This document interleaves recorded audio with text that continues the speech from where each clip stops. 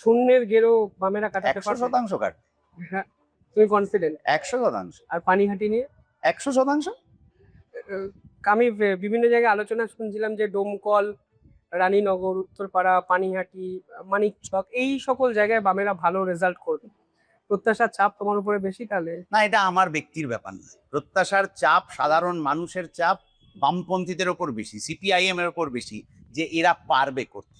এবং আমরা মানুষকে ভরসা দিচ্ছি যে আমরাই পারব। বিজেপি আর তৃণমূল নিজেদের মধ্যে কি ভাগাভাগি কাটাকাটি করবে সে তাদের ব্যাপার। মানুষ আমাদের উপর প্রত্যাশার চাপ তৈরি করেছেন বামপন্থীদের উপর যে তোমরাই পারবে। আমরাও মানুষকে সেই ভরসার জায়গা দিই। কারণ না, তোমরা যখন রাজনীতিটা শুরু করেছিলে তখন রাজনীতি মানেটা অন্য একটা বিষয় ছিল, একটা সাংস্কৃতিক দর্শন ছিল, মানসিকতার বিকাশ ছিল, সামগ্রিকভাবে এগিয়ে যাওয়ার স্বপ্ন ছিল। কিন্তু বর্তমান রাজনীতিতে কিছুই নেই, মানে নীতি কথা, আদর্শ।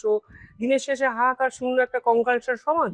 তো সেখানে দাঁড়িয়ে মেয়ে এই স্ট্রাকচারে আসুক, সেটা তো পিতা হয়ে তোমাকে নিশ্চয়ই ভাবাবে। না, কথা হচ্ছে যে সমাজের যা কিছু খারাপ সেইটা ভালো করার লড়াইতে আমার মেয়ে আরো কারুর মেয়ে আর কারুর ছেলে আসুক, সেইটা আমরা সবসময় চাই। যে সমাজে ভালো ডাক্তার, ইঞ্জিনিয়ার, উকিলের প্রয়োজন আছে, সেই একই সমাজে ভালো রাজনীতিবিদেরও প্রয়োজন আছে। না হলে তো কয়েকজন যারা ওই পাক ঘাঁটছে আর কাটমানি খাচ্ছে তারাই প্রজন্মের পর প্রজন্ম ধরে খেয়ে যাবে। আমরা এইটাতে আটকাতে চাইছি। আমরা বলছি ভালো ডাক্তার হও, ইঞ্জিনিয়ার হও, ভালো সমাজ সচেতন মানুষ হও, এটাই আমরা করতে চাই। তৃণমূল বিজেপি চায় না বলে তো ন্যারেটিভটা চেঞ্জ করছে।